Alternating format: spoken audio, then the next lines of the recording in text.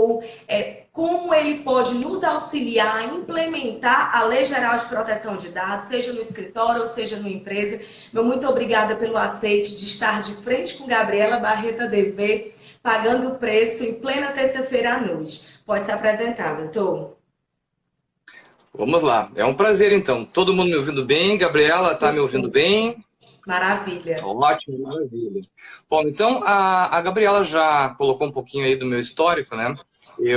Atualmente, eu trabalho também, além do que ela colocou, eu trabalho como auditor interno de segurança da informação de uma cooperativa de crédito aqui do Rio Grande do Sul, né? Também trabalho como consultor, né? E como consultor eu atuo, como a Gabriela colocou, a nível de apoio, né, aos projetos de implementação da GDPR e da LGPD, né? Por incrível que pareça, né, como vocês assistiram os outros, né, as outras lives durante a semana, nós temos sim aqui no Brasil, aqui na região sul também, muita necessidade de adequação da GDPR, né? Então a gente vai falar um pouquinho, vai evoluir um pouquinho mais para frente a respeito disso. Bom, por fim, eu também, né, eu recebi um convite da Acesso para RS, aqui em Porto Alegre, para ajudar aí a fomentar e a criar um curso de formação de DPO voltado para a LGPD, né? Então, onde a gente agora nós já estamos iniciando a nossa segunda turma, e a turma lotada é muito legal, o feedback que a gente vem recebendo também é muito gostoso, né? A gente vem realmente agregando valor aí na vida das pessoas, e é um sentimento muito gostoso, quando a gente pode compartilhar, né, algo que a gente aprendeu e a gente pode passar para frente esse tipo de situação. É muito gostoso isso.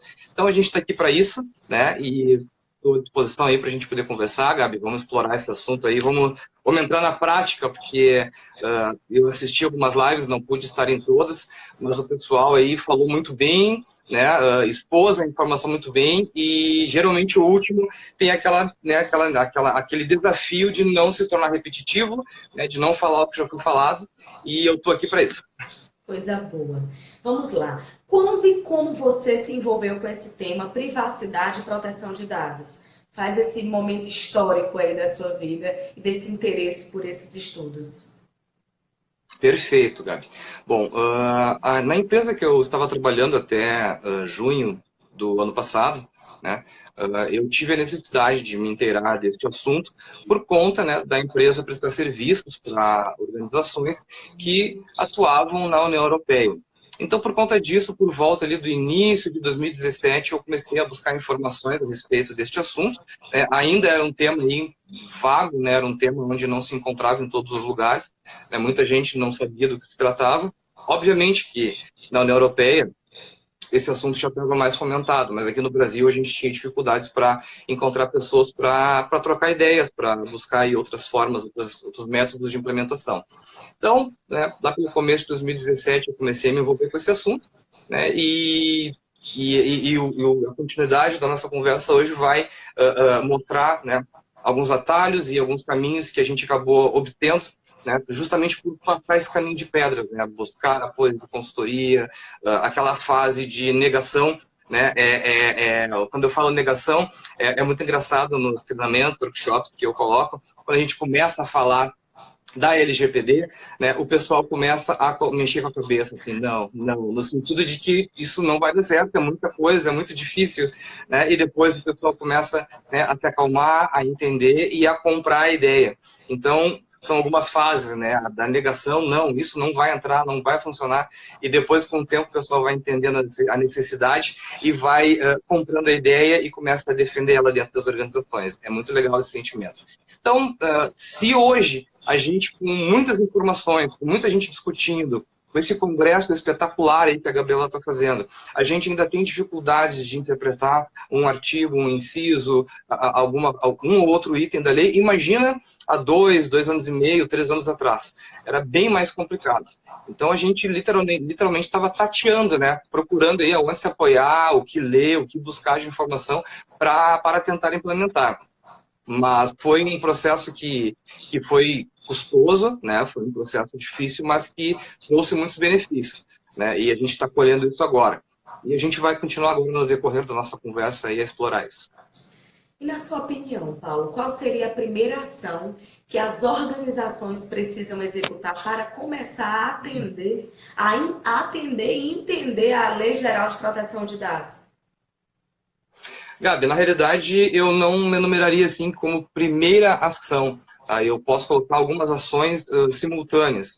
Por exemplo, não adianta a gente ir atrás de apoio de consultoria, não adianta a gente buscar orçamento, se a alta administração não estiver comprometida com esse assunto. Né? Porque, às vezes, o pessoal do jurídico, né? Nós temos aí muitos advogados hoje, o pessoal da área técnica, que também nós temos aí hoje, eles entendem a situação, eles buscam informações, vão em fóruns, assistem aí algum webcast e entende a necessidade da implementação. Só que, às vezes, até esse assunto chegar e ganhar relevância na alta administração, demora um pouco. Porque, geralmente, a alta administração, a alta direção, quem toma a decisão, sempre tem problemas urgentes para resolver, questões orçamentárias.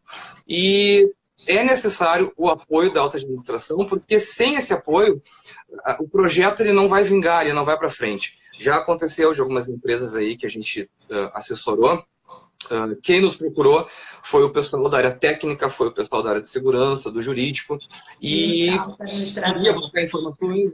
Oi? Menos da alta administração.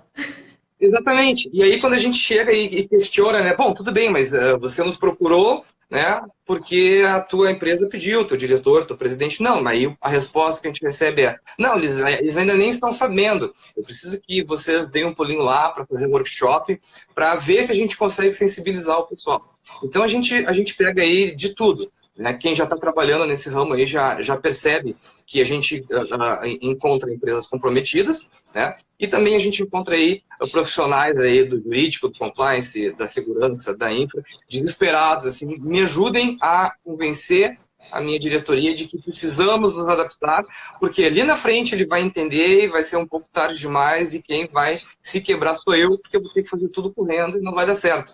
Então, a gente tem esse desafio também, muitas vezes, de convencer a direção, convencer a empresa de que é necessário fazer esse projeto. Né? Além, então, do envolvimento e do apoio da alta administração, é necessário também a gente criar um comitê multidisciplinar, pelo menos para início do projeto. Tá? O que eu quero dizer? Não necessariamente este comitê multidisciplinar que vai estar apoiando ali o projeto, será o que dará continuidade depois do projeto implementado. Tá? Então, a gente precisa de algumas pessoas para, pelo menos, darem o pontapé inicial. Né? Geralmente, tá, dependendo do tamanho da empresa, Gabriela, esse projeto ele tem que começar de algum lugar, ele tem que sair de alguma área. Então, por vezes, ele sai da área de compliance, ele se origina da área de segurança, de TI ou do jurídico. Mas, mesmo uma dessas áreas sendo a cabeça do projeto, é necessário juntar outras pessoas para que a gente consiga estabelecer ali um comitê mínimo de pessoas de várias áreas para que o projeto possa dar início. Porque quando vier a consultoria, quando vier o apoio externo, será necessário esse comitê multidisciplinar dar esse apoio. Comitê multidisciplinar, grupo de apoio, existem vários nomes aí que a gente pode dar para essa equipe que se reúne. E, geralmente, as áreas que fazem parte desse comitê, né, é o jurídico, o RH, a segurança, a infraestrutura, o pessoal do desenvolvimento, gestão de projetos, mas um item muito importante é que a área de negócio, a área que gera valor para a empresa, o produto, o coração da empresa, ela precisa fazer parte deste momento. Tá? Por quê? Porque, geralmente, o que eu falei para vocês no início? Né? A área de segurança, a jurídico, compliance, acaba procurando a gente para fazer isso.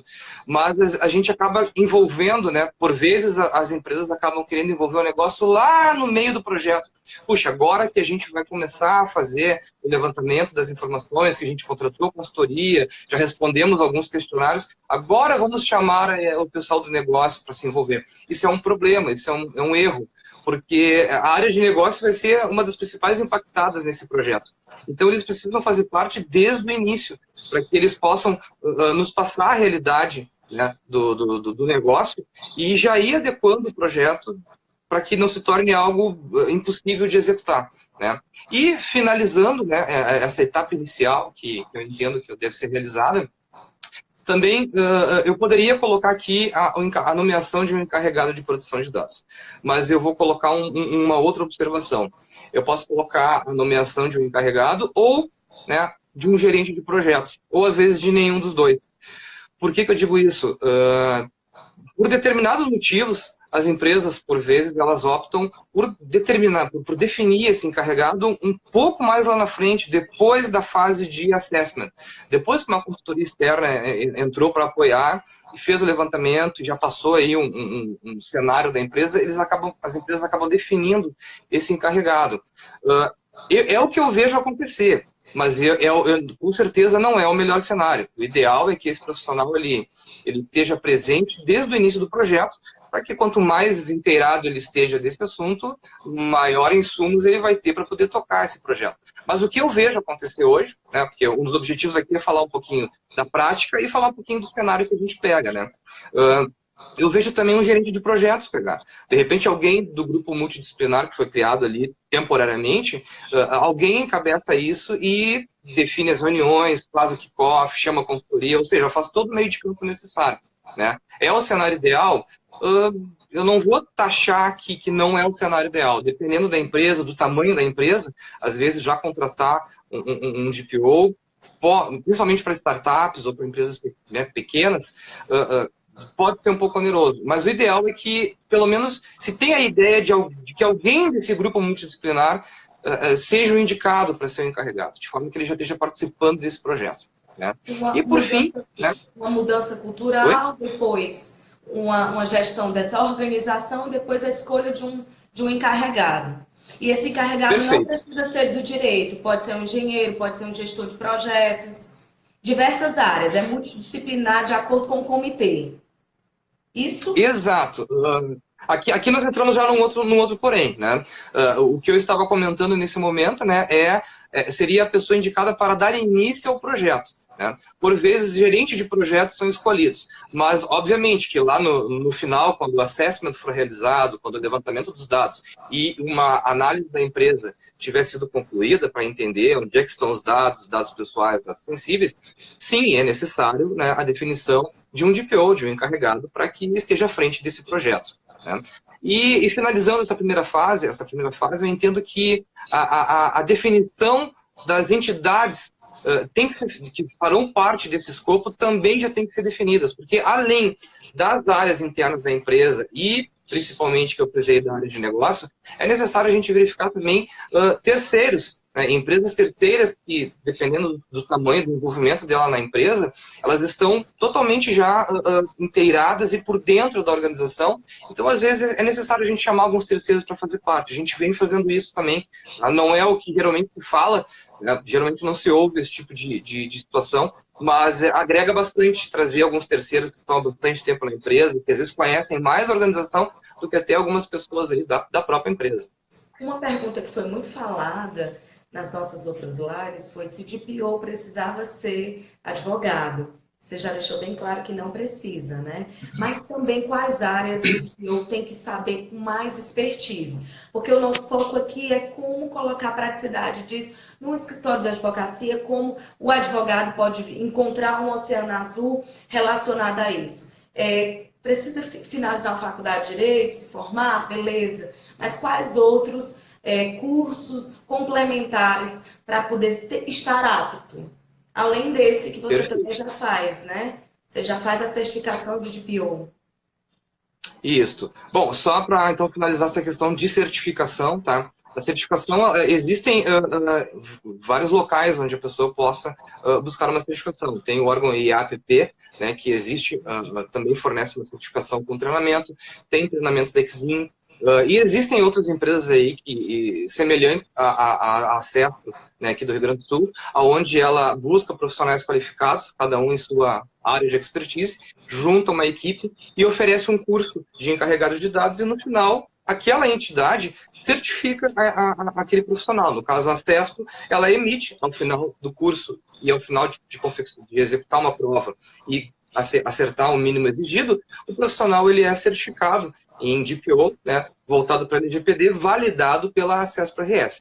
Mas em relação ao profissional, da onde que ele pode sair, Gabi, e demais, ele pode sair de algumas áreas. Da onde que a gente vê sair mais? Tá? A gente vê sair, esse profissional sair mais da área do jurídico, ou seja, ele tem que ter um viés digital, um jurídico digital, ele tem que buscar atualizações, buscar se inteirar das principais regulamentações, né, relacionadas ao direito digital, né? Porém, esse profissional ele não pode atuar sozinho, ele precisa estar amparado com um profissional de segurança da informação. Então, geralmente o que a gente está vendo por aí é isso. Quando a empresa ela não tem um profissional de segurança, ela está amparada na TI, e dentro da TI algumas pessoas fazem esse viés de segurança. Mas em empresas médias e maiores, o profissional, o advogado, ele está vinculado dia a dia, lado a lado, com um profissional de segurança. Também nós vemos o contrário. Um profissional de segurança da informação, onde ele tem um conhecimento, né, do assunto e é onde ele também busca aperfeiçoamento, buscando, estudando regulamentações e leis, ele também pode ser o DPO, porém, nesse caso ao contrário, vinculado, amparado, abraçado por um advogado com expertise em direito digital. Eu também já vi sair profissionais da área de compliance, da auditoria, de outras áreas também, mas o mais comum que eu vejo acontecer é ou do jurídico amparado pela segurança, ou sai da segurança amparado pelo jurídico. Perfeito. Em relação à política de privacidade, que deve estar na página principal das empresas e de fácil localização, como você avalia esta questão em relação às empresas que você já atende, já presta consultoria? Bom, Gabriela, um detalhe interessante, né, que a gente vem acompanhando desde que a gente começou a trabalhar com esse assunto, a gente começou a buscar insumos, né, buscar comparativos, buscar informações que possam nos auxiliar a criar esse documento. Então a gente vê documentos de tudo que é tipo, né? E cada um tem a sua realidade. Mas um fato curioso para comentar com o pessoal é assim, comecem a fazer. Agora esse cenário que eu vou colocar para vocês já não está tão comum, mas ainda encontramos bastante. Comecem a visitar, comecem a pesquisar aonde fica a política de privacidade nas páginas que vocês acessam e verifiquem se essa página está online, se a política está lá.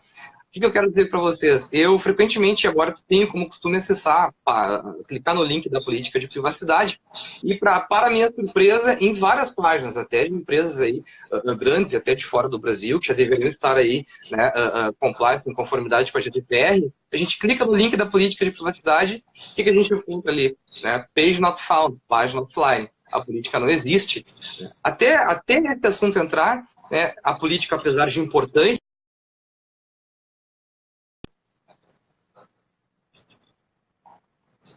como a empresa lida com as informações, não se dava bola para esse tipo de documento. Né? Os profissionais que lidam aí com esse tipo de situação, né, quando que foram questionados sobre política de privacidade, né, quando que foram questionados sobre alterações, vamos analisar a nossa política, vamos verificar o que nós temos ali, pouquíssimas vezes, se não raras. Né? Então, nós ainda estamos vendo, né, muitas páginas sem a política de privacidade ativa.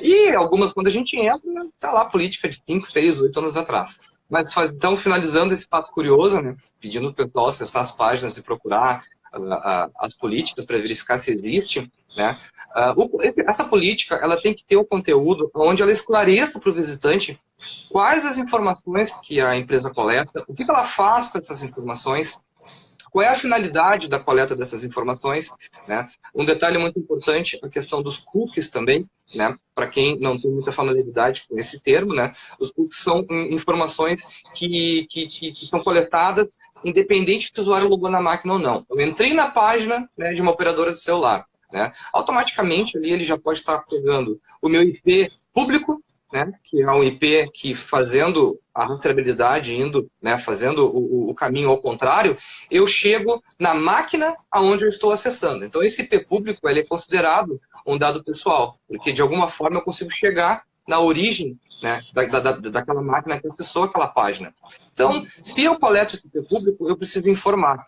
Né? Se eu coleto algumas informações, como geolocalização também, né, aonde que aquela pessoa está, da onde aquela pessoa está acessando, de qual país, de qual cidade, de qual município e por aí vai. Se eu coleto essas informações, eu preciso citar na política de privacidade que eu faço isso, porque são informações consideradas pessoais. Tá? E por esse motivo eu preciso informar o que eu coleto, por que eu coleto e o que eu faço com isso. E se em algum momento eu as excluo ou não. Né? Ju, um outro detalhe em relação à política, né, até fazendo, né, um relacionamento com o que eu comentei antes, das políticas estarem desatualizadas e por vezes nem estarem online, eu vejo que, e eu percebo isso, que a gente confecciona uma versão da política, né, aderente aí à GDPR ou à LGPD, mas essa política, até ela entrar num estado aí considerada estável, ela sofre algumas modificações. Porque a gente explica para a organização o que tem que conter no documento e a organização vai atrás. Né? Existem métodos de se fazer isso. Ela verifica o que eu coleto, o que eu não coleto, por que eu coleto, ela vai atrás dessas informações e coloca no documento. Mas geralmente escapa uma ou outra informação. Então, ou nós, como consultorias, a gente verifica, dá uma revisada, analisa alguns itens técnicos e informa, olha, você colocou um plugin de rede social lá na sua página. E esse plugin coleta N informações. Isso você precisa colocar na sua política. Puxa, eu nem percebi que eu tinha colocado esse plugin. Né? Ou alguma alteração na página que é realizada pela área de design ou por um terceiro que é contratado para administrar a página principal da empresa, também coloca algum plugin lá que a organização nem sonha com isso. Mas se essa empresa não informa, olha, adicionamos o seguinte plugin que faz determinada ação. Se ela não informar para a empresa não vai colocar isso na política e, consequentemente, não vai estar compliant. Então, a gente tem que deixar essas situações, né, no ar e colocar, olha, pessoal, esse documento ele vai ser vivo, né, por um tempo.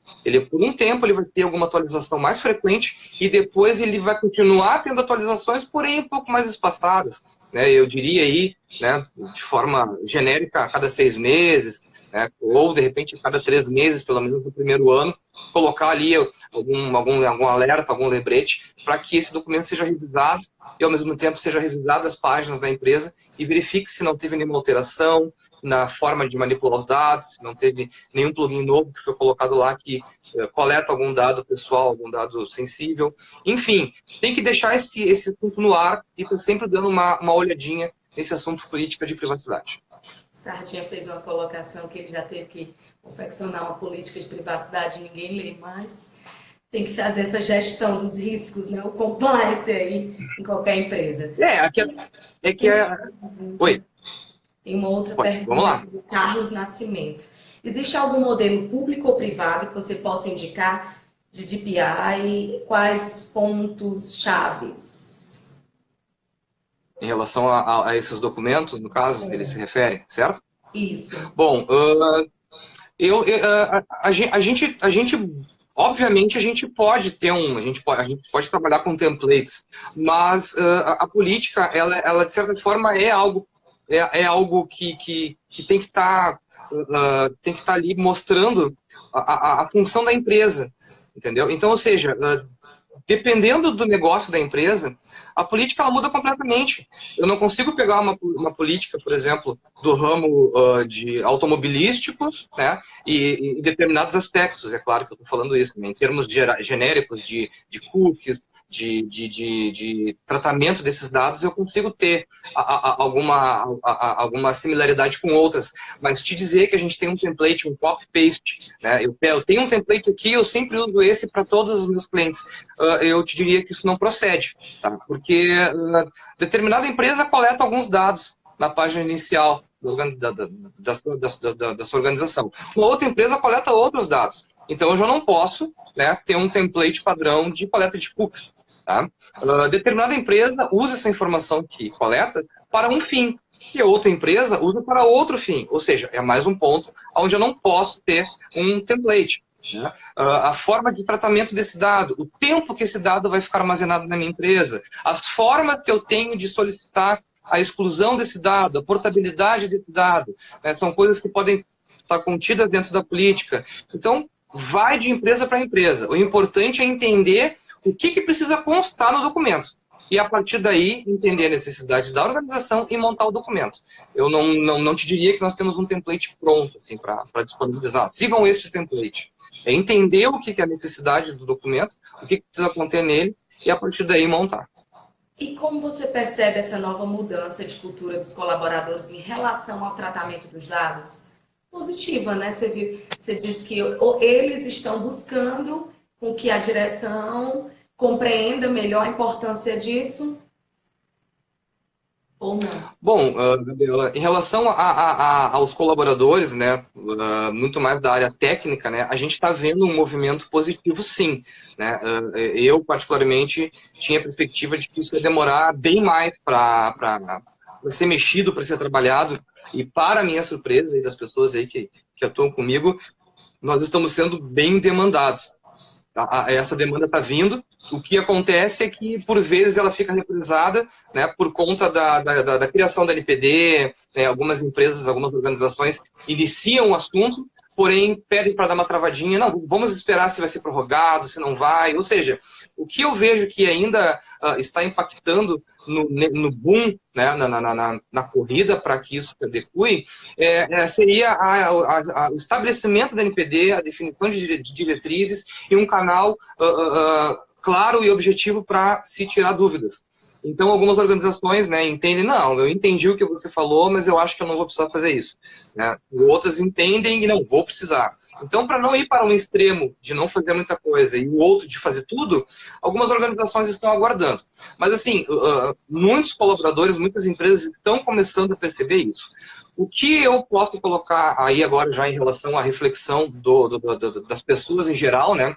Essa mudança de cultura por parte de nós, pessoas físicas, né? Da minha mãe, da minha esposa, do meu vizinho, do cobrador de ônibus, das pessoas em geral, as pessoas hoje elas estão muito machucadas, elas estão muito traumatizadas com essa questão de dados, no sentido de que quem aqui, né, nunca recebeu ligação da central aí, das cidades do centro do país, oferecendo tudo que é tipo de coisa, né, desde a alteração de plano de celular, até investimentos em casa, em terrenos, ou seja, quem não recebe ligação a todo momento, né, sobre qualquer tipo de situação, que não se recorda de ter dado seu telefone para isso, não deu autorização, não tem a mínima ideia de onde saiu isso. Ou seja, nós todos estamos aí muito traumatizados e calejados. A impressão que eu tenho é que quando isso entrar em vigor e quando as pessoas perceberem o poder que elas vão ganhar na mão, o poder em relação aos seus dados, elas vão começar a negar tudo. Né? Até um pouquinho mais para frente a gente vai falar da questão de como o marketing tem que se posicionar em relação a isso, né? Mas eu tenho a impressão que quando a pessoa perceber, quando o indivíduo perceber que ele tem o poder agora as empresas vão pedir consentimento, vão se basear em alguns aspectos legítimos ali, e ela vai poder questionar isso e dizer que não quer, a impressão que dá é que o pessoal vai dizer não para tudo. Então, as empresas que precisam, né, ou seja, praticamente todas, né, de marketing, de gerar leads, de buscar clientes, elas vão ter que trabalhar com muita inteligência, de forma que agregue valor na vida das pessoas. A gente também vai abordar isso um pouquinho mais para frente. O ensejo. Oi? Como é? De que forma a Lei Geral de Proteção de Dados vai influenciar nessas organizações, captando os clientes através das campanhas de marketing? Aproveita e complementa. Tá bom, vamos lá, então, vamos complementar. Bom, como a gente viu, a gente vai ter que começar agora a tratar esses dados aí, a buscar esses dados com mais inteligência. Né? Então, as áreas de marketing, dentre tantas outras áreas aí que a gente vai falar depois, e enfim, existe aí informação em todo lugar, a área de marketing ela vai ser muito impactada. Né? Nós temos, eu sei que durante o Congresso e muitas vezes a gente fala das bases legais para o uso dos dados. Eu não vou entrar no mérito da discussão no sentido de, obviamente, a gente vai usar as bases legais para poder utilizar alguns dados sem pedir o consentimento. Mas nós sabemos que ao usar essas bases legais, né, essas 10 caixinhas que foi colocado no evento de ontem, muito bem feito, por sinal, como todos os outros, mas apesar da gente usar essas bases, ocorre que a gente vai ter que estar muito bem calçado para usar essas bases. A gente tem que ter uma justificativa muito forte para usar, né, fazer uso de um desses itens da base.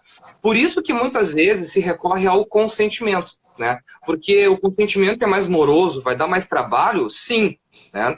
Mas ele é uma forma que a gente tem mais impositiva de ter a garantia de usar aquela informação. E as empresas de marketing, né, falando da parte prática, né, o que a gente está sugerindo, o que a gente vem fazendo? Criem uma blacklist e uma whitelist. Comecem desde já a solicitar autorização para continuar enviando propagandas, enviando, né, o que for necessário para a busca de clientes. Comecem a buscar essa autorização, comecem a mostrar que vocês, enquanto marketing, representando a empresa, estão buscando, né, o melhor uso dos dados, estão buscando adequação das conformidades da LGPD, e por conta disso, vocês estão já buscando o consentimento daquele usuário, daquele possível cliente, que é muito importante para a empresa, para que continuem, né, encaminhando, né, propagandas de produtos e serviços que são úteis para a vida dele. Ou seja, comecem a buscar esse consentimento desde já, não deixem para a última hora, né, porque nós temos casos lá na União Europeia, né, que no dia 25 de maio, quando a lei entrou, nós temos aí artigos, é só procurar na internet e informações também. Algumas empresas de call center, de destaque, de marketing ativo, simplesmente fecharam as portas. Então, por conta disso, comecem a buscar esse consentimento.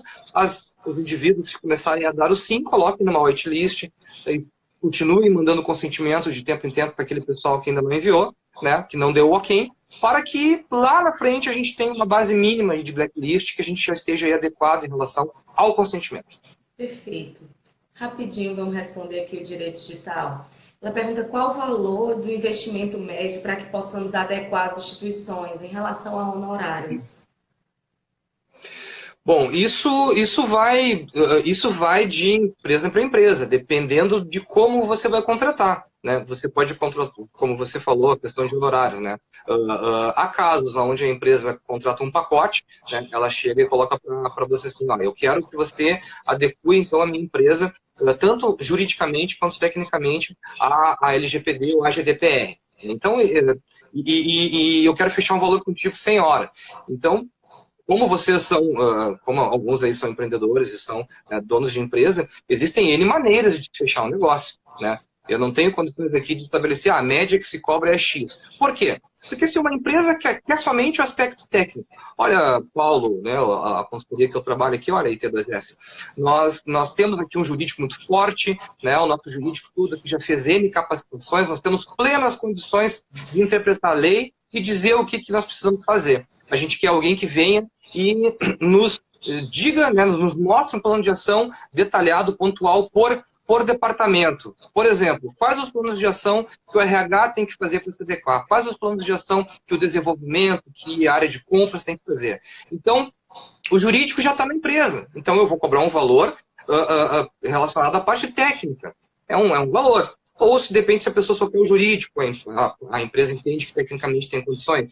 Não é o que se vê por aí. Geralmente, a área técnica ela sempre busca um apoio externo. Porque a interpretação, né, o ideal é buscar um apoio externo, por quê? Porque quem está trabalhando com isso, né, no dia a dia, já buscou atalhos, já buscou formas de agilizar, de automatizar, né, já buscou maneiras de deixar esse trabalho mais fluido.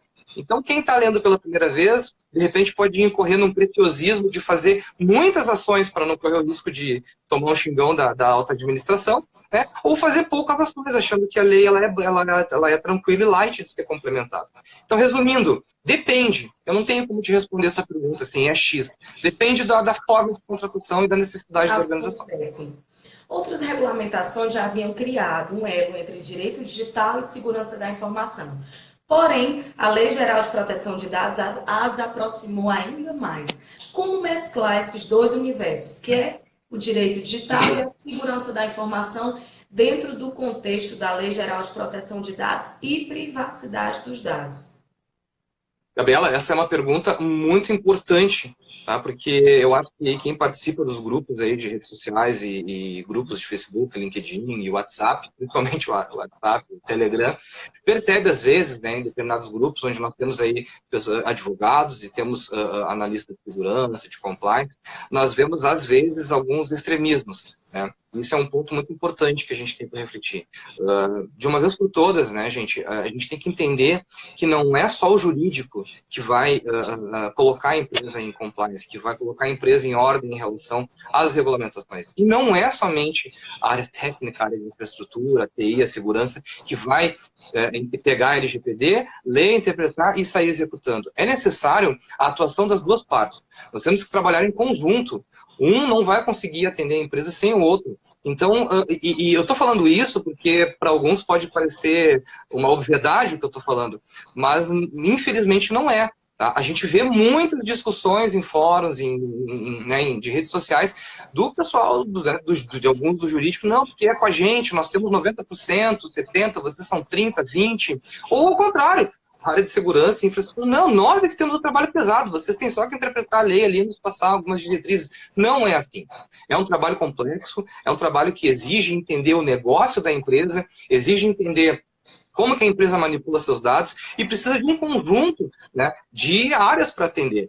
Não é somente a segurança, a infraestrutura e não é somente o jurídico. Né? O negócio tem que ser muito envolvido e as outras áreas da empresa também. Quem geralmente, né, leva a bandeira de tocar esse projeto para frente são essas áreas, do jurídico, com compliance, com segurança, mas sem a adesão das outras áreas da empresa e principalmente do negócio, esse projeto não anda. Mas então, sendo bem objetivo e claro, precisamos de todas as áreas que trabalham em conjunto. Não é nenhuma e nem outra. E não tem como funcionar se for um lado só. Né? Não vai equilibrar essa gangorra. Precisamos de todo mundo. Né? E principalmente envolver o negócio dentro desse bolo todo. Pode nos passar um resumo assim do plano de implementação da Lei Geral de Proteção de Dados e os atalhos que você usou para executar aí nas empresas que você já presta consultoria?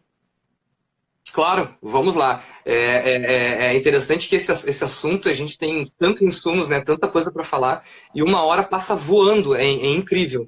Né, mas as oportunidades com certeza não faltarão. Mas vamos lá. O que a gente falou até agora? Né? A gente falou do envolvimento da auto-administração. Pessoal, eu vou ser um pouco objetivo, tá? Até por conta do tempo. Né? Vamos lá, então.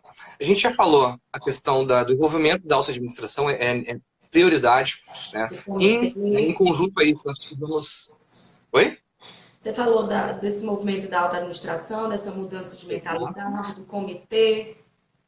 Perfeito, do comitê, né, da identificação do escopo, né, identificar as áreas que vão iniciar esse projeto, depois, logo na sequência, a gente aumenta esse escopo, mas tem algumas áreas chaves que precisam fazer parte disso. Também nós podemos utilizar como dica, tá, entrando um pouco na parte prática, a utilização de algum framework, né, que possa nos ajudar, algo que nos embase para a gente poder implementar. Nós temos aí a ISO 27001, nós temos o PCI, nós temos NIST, nós temos outras normas que podem nos ajudar. Dependendo do ramo da organização, né, a gente usa o PCI. Dependendo do ramo, a gente usa o NIST ou o ISO 27001. Então, busquem algum framework que possa auxiliar vocês, porque muitos desse frameworks, por exemplo, a ISO 27001, nós podemos correlacionar com vários itens da LGPD. Essa fica mais uma dica. Então, chegamos na questão da nomeação, né, do encarregado de dados, né, já passamos daquela fase onde aquela equipe multidisciplinar já iniciou o projeto, já está sendo criada uma área para atuar.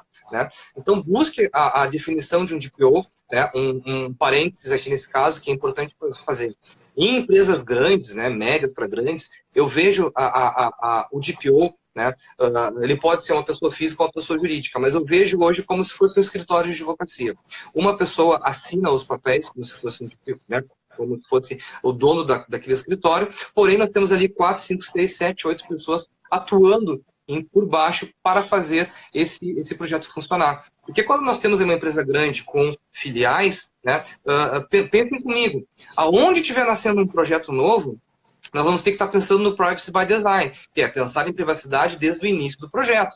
Então, aonde está nascendo um projeto, a gente já precisa trazer alguém de privacidade para fazer parte daquele assunto, para que ele já possa nos ajudar a criar aquele projeto da maneira correta, para que lá na frente esse projeto não seja impedido de ir para o ar, de ir sair em produção, por conta de alguns itens que não foram atendidos em relação à privacidade. Então, coloquem a privacidade desde o início. Por isso que a gente precisa de uma equipe, por vezes, maior do que 2 ou 3 pessoas para dar conta disso, dependendo do tamanho da empresa. Continuando, né, o mapeamento dos dados. Né, busquem um mapeamento de dados não só naqueles locais padrão que a gente geralmente tem nos questionários aí, né, na rede, né, em servidores. Busquem naqueles locais assim, ó, no OneDrive, na pasta da nuvem, Dropbox, no G-Drive, no Google Drive, dependendo da organização, a nuvem que ela usa para armazenar seus dados, né, na internet. Busquem nesses lugares. Busquem dentro dos e-mails dos colaboradores, por exemplo. Então, eu sou um coordenador e peço para o meu funcionário gerar uma lista de pessoas inadimplentes, né? Aí daqui a pouco me gera ali de alguma base essa lista, me manda um dashboard bonito ali com a lista, dizendo o nome, endereço, a quantidade que a pessoa está devendo. E aonde eu coloco esse relatório, esse Excel, por exemplo? Ele vai para o meu e-mail, que eu mando para o meu e-mail de casa, para mim olhar em casa, já fica no meu desktop, eu boto na rede, daqui a pouco alguém já pode ter acesso, onde outras áreas têm acesso, e já copia aquela informação. Ou seja, a gente tem que pensar um pouco mais à frente, né? Por onde que esses dados estão trafegando. Sair um pouco daquela caixa dos locais tradicionais e buscar em locais que a gente não costuma muito fazer esse tipo de acesso, né? Bom, toda organização ela tem que fazer parte, toda organização tem que ter um mini DPO, né? E uma forma que eu trago esse tipo de situação, eu geralmente, nos workshops, eu abordo o item privacidade de dados antes de falar de lei. Quando a gente vai fazer um kickoff na empresa ou só fazer uma palestra, antes de começar a falar de regulamentação, eu falo a importância do cuidado dos dados pessoais. Ou seja, eu coloco o que uma pessoa pode fazer com uma quantidade de dados, o que uma pessoa pode fazer com telefone, CPF, e-mail, RG e por aí vai. Eu mostro, eu dou exemplos, né? Então, eu sensibilizo as pessoas antes de começar a falar da lei. Porque se a gente vai direto para a lei, o pessoal, é um problema da empresa e não é meu. Só que nesse tipo de situação, se eu não tomar para mim isso como um problema meu, uma responsabilidade minha, isso não vai para frente. A gente não pode esquecer que eu, enquanto colaborador, posso ser um dos principais inimigos da empresa. Imagina só um detalhe, Gabriela. Imagina que eu estou demitido, tá? Eu não consegui uma promoção, né? E daqui a pouco eu tenho de um monte de vários problemas que aquela empresa tem, né, de não conformidade. Quem é que me garante que eu não posso fazer uma denúncia em relação ao NPD sobre determinados itens que eu sei que não estão em conformidade? Então a gente tem que entender isso. Independente se a NPD for entrar agora, 2020, 2025, a gente precisa buscar adequação agora. Porque, primeiro, se a gente quer fazer negócio com os outros países vão nos exigir isso. Né? Se as empresas grandes aqui do Brasil querem também fazer negócio, independente da forma de trânsito, deles para nós ou de nós para eles, a gente vai ter que se adequar. E se não for a LGPD, vai ser a GDPR. Então a gente precisa entender que todos nós só podemos ser DPOs da empresa, tomar para si essa responsabilidade e ao mesmo tempo o pior inimigo da organização.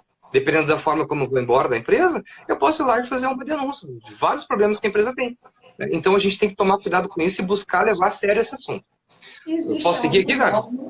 Existe alguma norma onde as empresas possam tomar como base para implementar a Lei Geral de Proteção de Dados? Existe sim, Gabi. Eu até citei rapidamente ali agora há pouco. Nós temos ali alguns frameworks, tá, de segurança, porque é interessante sim a gente se basear em algo que está mais estabelecido, que já está mais fomentado aí no mercado. A ISO 27001 é um excelente exemplo para isso. Tá? Eu não estou dizendo aqui que estar adequado à ISO 27001, que é uma ISO que estabelece um sistema de gestão de segurança da informação. Eu não estou dizendo que seguindo toda a ISO a gente vai estar compliance com a LGPD. Eu estou dizendo que podemos usar a ISO como base para resolver vários problemas da LGPD. Dependendo da instituição, se é uma instituição financeira, podemos usar o PCI, né, que é uma regulamentação para toda empresa que processa, armazena e manipula dados de cartão, por exemplo. Então, nós podemos usar várias normas em relação à base, a pilar para adequação à LGPD. Em relação Eu tenho mais algumas dicas aqui. Pode falar, pode dar essas dicas. Posso seguir? Maravilha. Então, em relação à classificação dos dados também, é importante, Gabi, a gente ter também uma política de classificação dos dados, porque não adianta a gente fazer todo esse trabalho, né, de adequação da empresa, se depois que esse trabalho está feito, né, as pessoas não têm um local, não têm uma política, um documento que esteja claro a forma como o colaborador tem que tratar os dados. Porque nós temos novos colaboradores que são promovidos, que trocam de setor, que ganham mais responsabilidades. Então, essas pessoas elas têm que passar por treinamento contínuo e tem que ter documentos que sejam claros, né, e coloquem as informações como que aquele colaborador tem que tratar os dados da empresa. O que é um dado sensível, o que é um dado público, ou seja, já se fala hoje de... A relação entre o dado sensível e os dados pessoais. Como colocar isso na prática, aliada à Lei Geral de Proteção de Dados? Apesar de nós termos essas duas diferenças, dado pessoal e dado sensível, e de que na lei a gente está colocado que a gente tem que tratar com mais cuidado o dado sensível, né, por conta, né, do constrangimento que ele pode causar caso ele seja vazado, a gente vai acabar dando o mesmo tratamento. Eu não vou colocar um nível de uma camada de segurança menor no dado pessoal e uma camada de segurança maior no dado sensível. Eu vou colocar o mesmo nível de camada de segurança nos dois dados, né? Então, em relação ao tratamento desses dados, a gente entende que ele é executado da mesma forma, salvo algumas situações, né? Mas, na maioria dos casos, ele é tratado os dois dados são tratados com a mesma importância, né? Mas a gente sabe que se o dado sensível vazar, né, a gente tem um número maior de problema para atender, né? Um número maior de situações para se justificar, porque ele pode gerar constrangimento para quem vazou o dado, que vai desde opção sexual, etnia, dados biométricos, de saúde e por aí vai.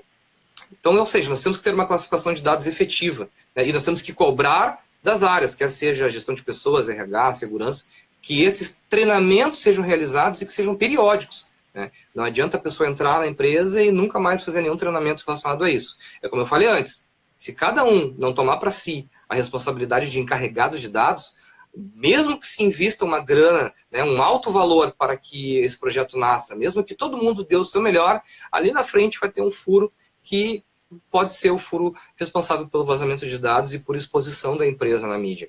Então, a gente precisa realmente colocar essa informação, né, colocar esse conceito, essa responsabilidade no coração de todo mundo.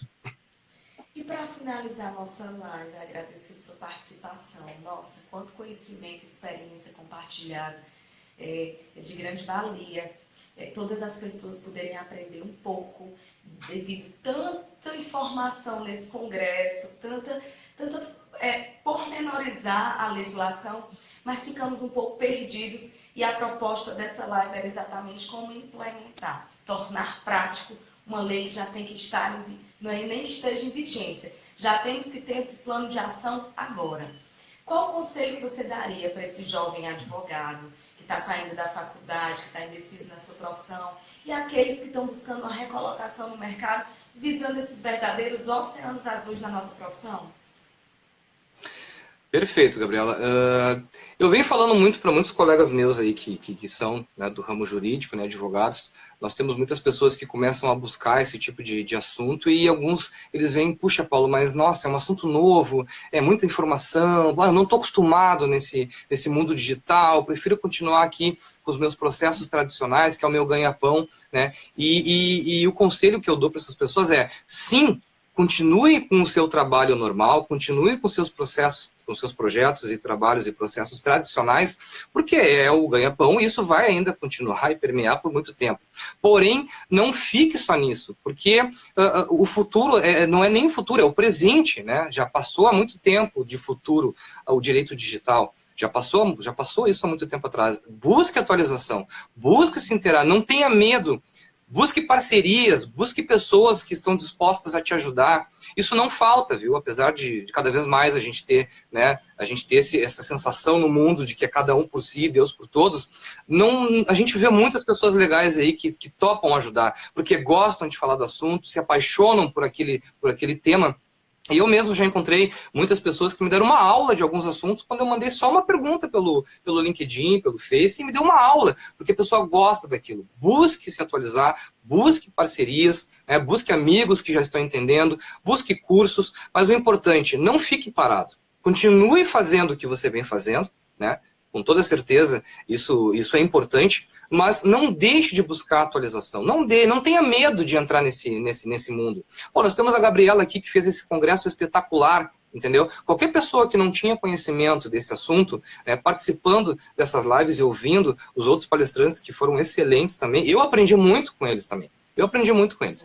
Então, qualquer um que ouviu e se inteirou, que tenha aprendido 10% do que foi falado durante toda essa semana, já agregou muito para o seu portfólio, para a sua vida, e com certeza já ganhou um estímulo para buscar isso lá fora. Então, não tenha medo, busque artigos, se conecte com pessoas do assunto no LinkedIn. Nós temos eu tenho muitos amigos aí, advogados, que já estão aí já dominando o assunto, buscando cada vez mais se inteirar. Então, ou seja, resumindo, não tenha medo, continue fazendo o que você vem fazendo, não tenha medo de buscar atualização, porque tem muita gente legal e boa para te ajudar.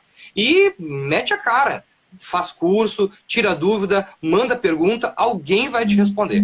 Dificilmente alguém fica sem resposta quando se conecta em grupos, em mídias sociais, em LinkedIn, Facebook, WhatsApp, dificilmente alguém fica sem um apoio. Então, uma dica que eu dou é essa, mete a cara e vai aprender isso aí, que é o teu futuro.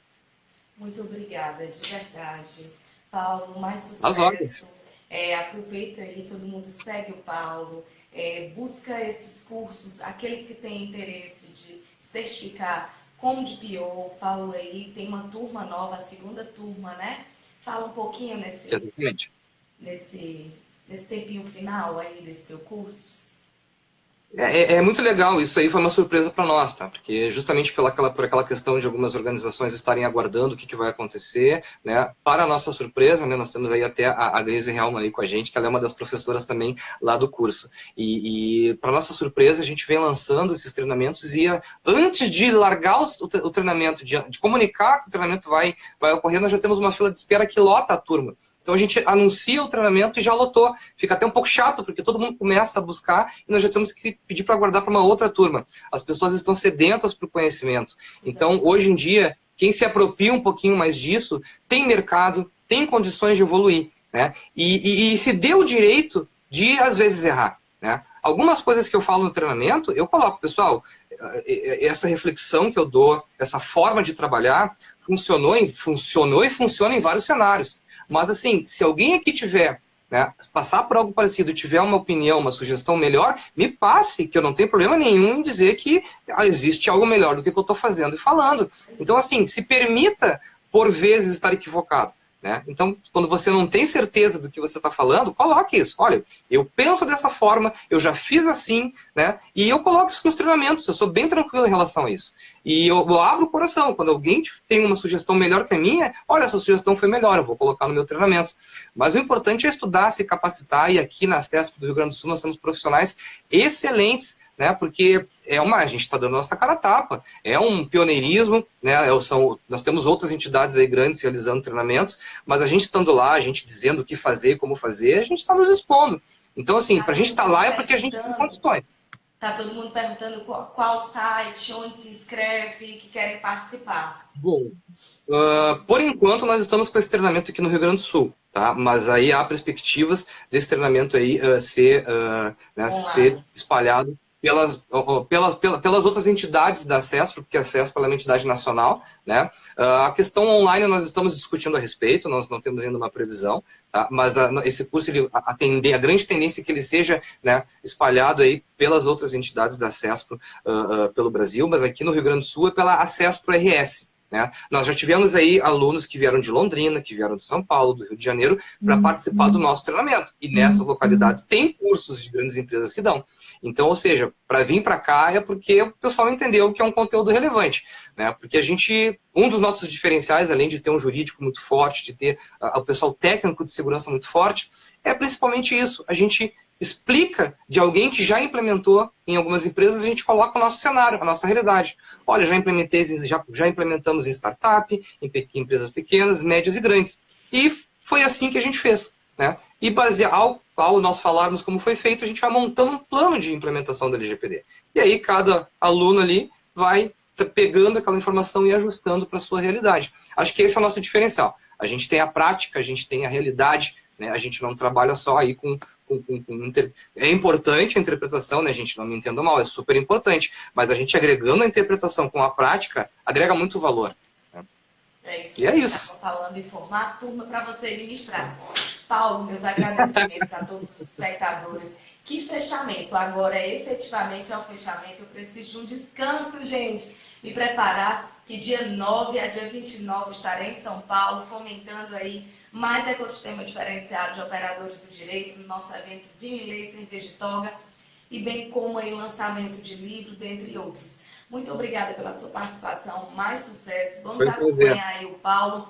Ele nos achou no LinkedIn, e é isso, acompanha o LinkedIn, lá ele coloca, e vem material bacana dele também. Aquelas pessoas que se cadastraram, terão todos acesso ao material do Paulo também. E é isso, gente. Muito obrigada a todos que participaram. Eu estou vendo que são os mesmos seguidores fiéis, buscando aí esse diferencial numa advocacia 5.0, que é a nossa proposta. Pode se despedir. Gabi, um detalhezinho só, viu, pessoal? A Gabi, ela não é um robô, viu? Apesar dela estar 24 horas online, ela é humana. Ela cansa. Ontem ela falou comigo, depois a coitadinha tava com a voz cansadinha. Ela precisa descansar, viu, gente? Agora vai descansar, dá um tempo aí. Foi excelente esse congresso. Eu sei que tu já tem outros aí para fazer, mas ela não é um robô, ela é gente, viu? Ela precisa descansar. Show, show. Estou perguntando onde é que vão ter acesso. Eu ainda estou decidindo, gente, se vou lançar no YouTube ou no meu site. Maiores detalhes, para você que quer o material de todos os palestrantes, vai lá, se inscreve, se cadastra no nosso Simpla, tá tudo no nosso link da nossa bio, do Instagram, e é isso. Meu muito boa noite a todos, um forte abraço, muito obrigada, Paulo, espero lhe conhecer pessoalmente, acompanhe o seu trabalho pelas redes sociais, e é isso, gente, agora é descansar efetivamente. Tchau, tchau. Tchau, tchau, pessoal, até mais.